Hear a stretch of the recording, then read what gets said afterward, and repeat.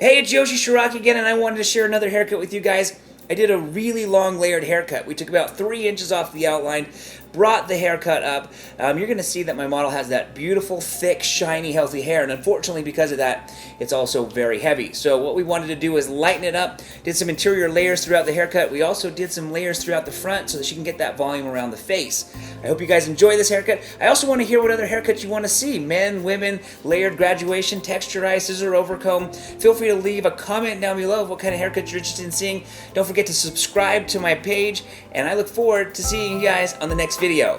It's Yoshi Shiraki, and what I'm going to do today is another long layered haircut.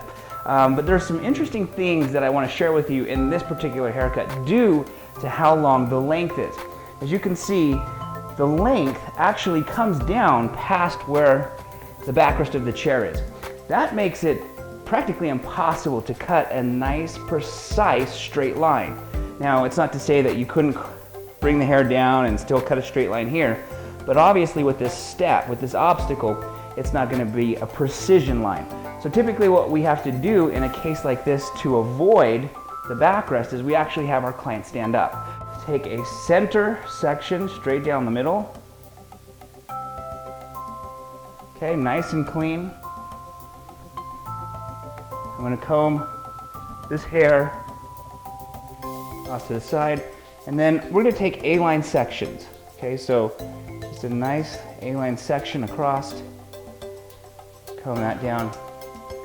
You can see these are nice, clean sections. We always want to keep the hair that we're working with nice and clean so it's easy to follow where we're going with our next step.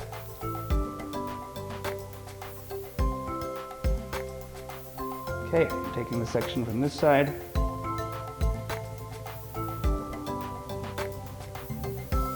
Okay. And just combing this hair up and away. Okay, it's at this point now where typically in the salon I'm going to ask my client if she'll please stand up. Now we're going to take off about 3 inches. What I like to do is I like to make sure that the cape is pulled off to the side if possible so that it eliminates any of these wrinkles. I'm just going to take my comb, basically comb straight down, and from the comb I'm going to start cutting my line. The reason why I do it through the comb versus through my fingers is just like the backrest on the chair, my finger creates a small little step. And when the hair is pulled away from the back, that creates a little bit of graduation. Tiny, tiny bit, but it still creates graduation. So I want to imagine that basically what I want to do is I want to cut this line on as flat as a possible plane as possible. So the best way to do that is typically using the back of your client. And the back is a lot more smoother than if I'm holding it through my fingers. The next thing we'll do is bring down this other section, and we've established our outline right here, so now we need to go across. This will be our guide to take this line all the way across. So just placing my comb here. And the purpose of placing the comb there is so that as I'm cutting across, let's say I'm going this way, it doesn't push the hair over to the side. So I need to use the comb, either the comb or my hand. Another way to do it would be to place your hand here and then just go across. Or you can just take the comb and hold it there.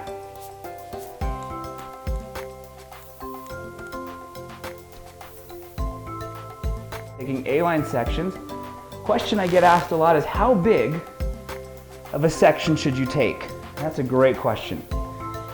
The answer basically is as long as you can see your guideline underneath the hair that's now come over that last previous section, as you can see, you can actually see right through there, then you can take as big of a section as you want, but you don't want to take such a large section that when it comes down, you can't see where the guideline is.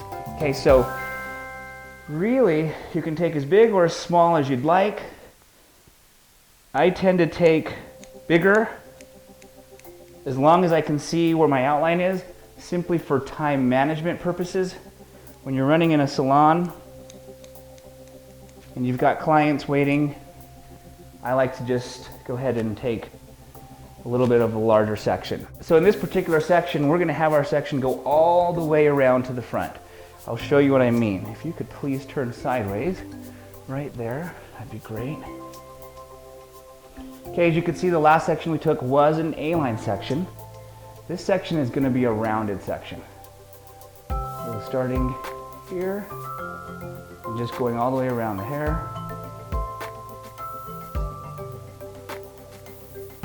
What I like to do is I like to take this one section that we have going all the way around and actually divide it into two. One section that's behind the ear and one section that's in front of the ear. So I'm going to take a straight section down and I'm going to comb away the hair that is actually in front of the ear. And from here, I will now go ahead and establish this outline. Okay, so now what we want to do is we want to blend this hair here with the back. And in this particular case, I'm going to over direct this hair in the front to the back.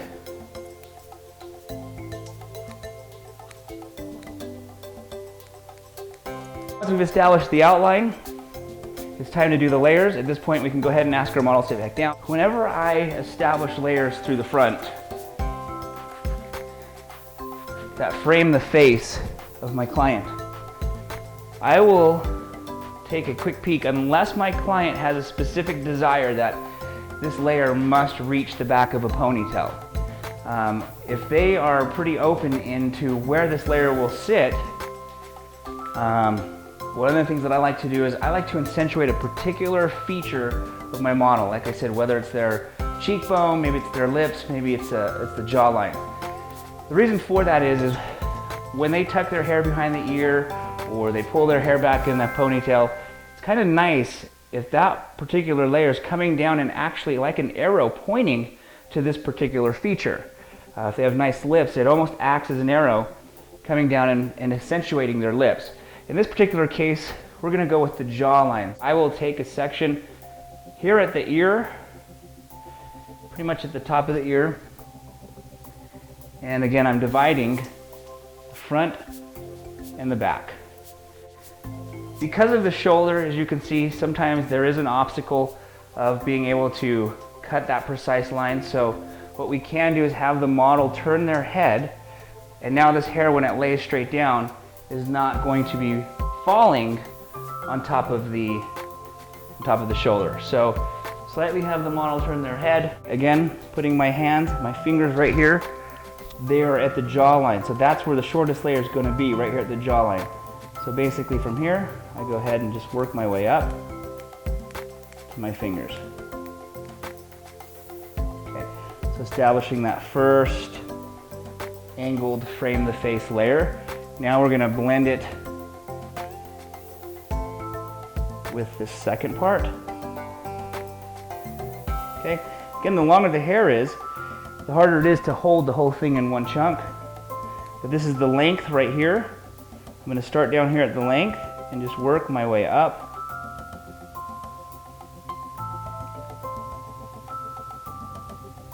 to where my last section was. You can see the shortest layer does sit up there at the jawline, and then it works its way down to the outline. Straight back. Outline is falling out. I can go ahead and start cutting the layer here. Okay, so all I'm doing is just turning the corner up here just to slightly round that layer. See, this would be straight back, and if I just cut in a straight line, straight up and down, that would be square. But I'm going to cut up and then I'm going to curve in a little bit. Combing the hair back to the previous section. Again, there's my previous section.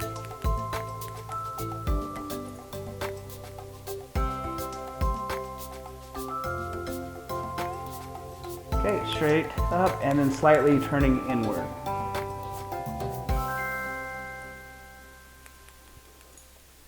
And I'm gonna go ahead and over direct all of this back. Very little cut here, a little at the top though. Now we'll go ahead and go through and blow dry it. And I'm just gonna have my model slightly put her head down a little bit. Okay, and then what we're gonna do is go through and just strengthen up this line. Okay, so I'm just basically dusting off the graduation, the slight minute piece of graduation that develops underneath when cutting a one length. And so I'm just going through and really refining and strengthening up this outline. So we've got a nice, strong, clean line. One of the things that I like to do is I will take my comb like this and hold it just a little bit away from my model's body so that it gives me room to cut. Sometimes with the chin right there, it makes it a little bit difficult. So I can comb this straight down, once again, hold it with that hand, and strengthen up that outline, that layer. So just definitely strengthening up that line as well. Okay, so once again, this is more of a dusting process. Not a lot of hair is going to be coming off. The shape is already created. I'm now just strengthening the line and the layers so that it lays much more smooth. And I'm just working my way up from the outline, working my way up, just dusting off the ends up here to the crown. Okay, and letting it fall. And as you can see, it just falls so much more smooth. Now we're going to incorporate the side, but I'll take another section right here diagonally, and basically I'm just going to lift up, and there'll be one more corner here from all the over direction up in the front, and I'm just going to dust that off just to keep this front area light. Now again, that's the point, the back of the part. I took my first section here, I'm just going to pivot around. So second section, lifting this up, there's that corner, just going to dust that off, and one last pivot just by the ear, diagonally, lifting it somewhat forward, and there's a very small corner down here. And as you can see, that just helps these layers that frame the face have a lot more lightness to it, more movement, and it just kind of smooths basically the layers so they lay nice and clean. Okay, so we finished the haircut. Basically you can see these layers that come down to the jawline, and then they frame basically it's a frame the face type layer, except it starts pretty much at the jawline and works its way down.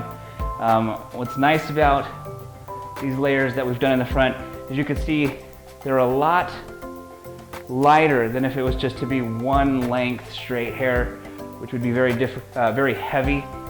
So you can see there's volume through here. You can build up that body. The layers give it a cool effect.